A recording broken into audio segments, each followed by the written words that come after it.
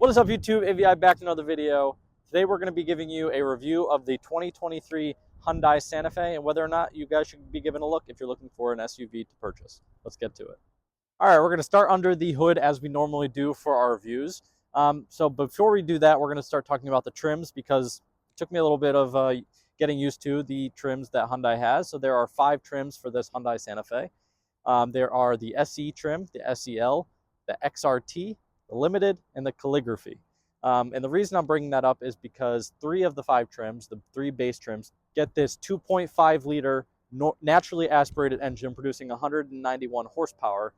If you do go up to the 2 trims, you do get a turbocharger on it, which boosts the horsepower a little bit to 281 horsepower. So it is a pretty big jump when you get that turbo on the Limited and Calligraphy trims. It's the same 2.5 liter 4-cylinder engine.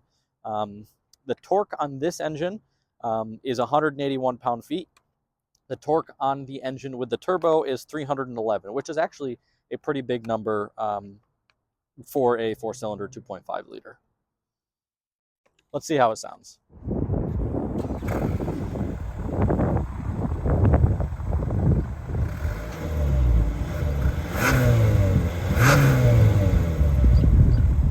Onto the exterior now. We're going to talk about some of the noteworthy things, and honestly, there's not too many. From the side profile of the car, it looks like every other SUV that you see on the road. There's not really anything super noteworthy. It does have a kind of long wheelbase, a little bit smaller than the Jeep Cherokee, but a little bit bigger than the other competitors like the Nissan Murano and those in the SUV category. But the most interesting part about the car is the front grille. It does look pretty cool with this plastic cladding here, but it does have a little unique design that you don't see in a lot of cars. And the headlights are kind of split up into 2, so you have your daytime runnings up here and then your headlights and your hazards all the way down here. But it does look kind of cool and futuristic, so that's something to note.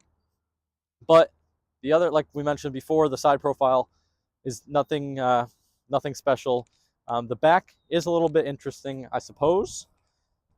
The first thing is the taillights go all the way down the side of the car, pretty far, like a whole foot or so down the side of the car, which is good for not only looks but also safety. Another interesting thing that I actually didn't notice until we started to do the review is the Santa Fe has a little sun emblem at the end of it. I didn't know that. The Santa Fe means sun? I don't know. Let us know in the comments below.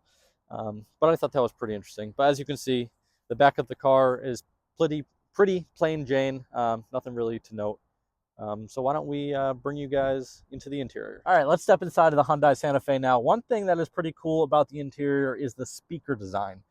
So, you know, if you just look at the door, you might not even notice it's a speaker, but the speaker goes from here all the way down and all the way up, and it does have this little waved effect here, which looks pretty cool, and it is carried on all 4 doors with all 4 speakers that look like this, and it looks super cool, I think. Something that might not a lot of people might notice, but I think it's definitely worth a mention. Next, you have the steering wheel is all leather. You do get this on the SEL trim, not the SE trim. So that's something, if you want a leather wrap steering wheel, definitely option for the SEL. Let's talk MSRP. On the SE trim, starts at $28,000 in 2023. The SEL does go up a little bit higher and goes all the way up through the 5 trims to over $45,000. So definitely make sure you're buying what you need to buy because really a lot of those are just the upgraded engine and some of the features. So definitely make sure you're not overspending on things you don't need. Why don't you guys jump on in and I'll show you guys a little bit more of the interior. All right, guys, we had to talk about the inside buttons because there's just so many in the Hyundai Santa Fe. But there are a couple cool ones here that I do want to mention. The first thing that is cool, it's a lot more popular in cars of today, but you do have a button just to view the rear parking cameras at ease. So you don't have to put the car in reverse to see the camera. You can toggle it on and off by just pressing this simple button. So that is a really cool feature that I like. But one other thing that I don't particularly like is this huge button in the middle for drive mode. So, you know, if you're going along the road in normal mode and you want to click into sport, that's great.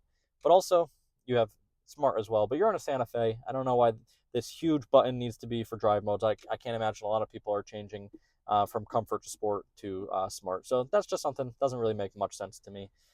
Other things, as you'll notice, is there's no gear selector here. You'll have to use some buttons, which it takes a little bit getting used to, but it's actually pretty easy once you don't have to worry about the whole shifting thing. You just press the button you're good to go. I do have it in my Hyundai Kona Electric, and I've kind of gotten used to it. You do have heated seats in the SEL trim, which is super important for some people.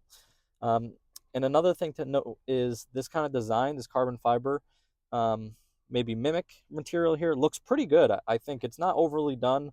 It's only in this small section, and I think it looks pretty good, especially for only the second trim up from the base. One other thing that I do want to mention that I would love in my car is wireless charging here in a little pocket. So all you have to do is slide your phone in here and it'll charge through wireless charging here, and it will indicate that you're charging by lighting this up orange right here. Super cool. But one thing that's interesting is with this Santa Fe, you don't get wireless Apple CarPlay. You need to plug it in with the cord, which would charge your phone. So I guess it's, you could charge two phones at once, but for every day, if it's just yourself, you kind of either do this and plug it in, which is, I don't know, double charging, kind of strange to me. But still pretty cool to have that wireless charging ability. Coming onto the passenger side, you do have this pretty cool little inlet here that you could put your phone or any documents or a pen, anything you want here. It's easy access, and there's a little lip here that things won't be flying out as you're driving. So I think I would definitely get used to that and would like that feature. Your infotainment is all things Hyundai that they've done for the last 5 years or so. Nothing crazy here. Like we mentioned, you do get Apple CarPlay. This is the standard screen. You can get a little bit of bigger screen on certain models as you go up the trims. Let's head on to the back seat because there is a couple of things that I do want to mention. All right, we're in the back seat now, and I do want to mention just the amount of legroom that you have back here. We talked about competitors. The Subaru Outback is probably the biggest competitor. You're able to get the Hyundai Santa Fe in all-wheel drive on any trim. So that's probably one of the main competitors based on price, all-wheel drive. But there's so much legroom. I mean, I put the seat, I'm not that tall of a dude, but I put the seat to where I drive, and I have at least 1.5 feet of legroom and a decent amount of headroom back here. So if capacity and cargo area size is something that you're looking for, definitely consider the Santa Fe. You do only have one pocket here in the back seat, none on the driver's side. Not that big of a deal. You do get 2 USBs down here in the center console. So other than that, it's a pretty boring back seat. You do get cup holders, which is nice to have for those kids or even adults that are sitting back here. But let's head on now to the trunk and show you that cargo space.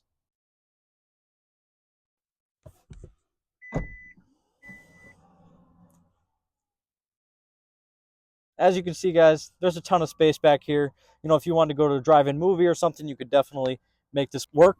If you wanted to, go buy some lumber for all your at-home needs, this is definitely useful. You could fold the back seats down, have a ton of, closed-in space. If you don't want things to get wet like a truck, this could definitely do the job. Ton of space back here.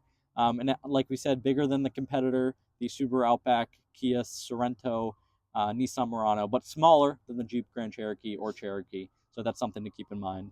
But there's one other thing I want to talk about, and then we'll do a wrap-up of the review. All right, another important point for everybody in today's economy, gas mileage. So along with those 5 trims we talked about earlier, and all-wheel drive, front-wheel drive, all that kind of stuff, you do have a couple more powertrain options, a plug-in hybrid, as well as a normal hybrid, along with the gas engine. So there are a ton of options on the Santa Fe lineup, but let's talk about the Santa Fe gas engine.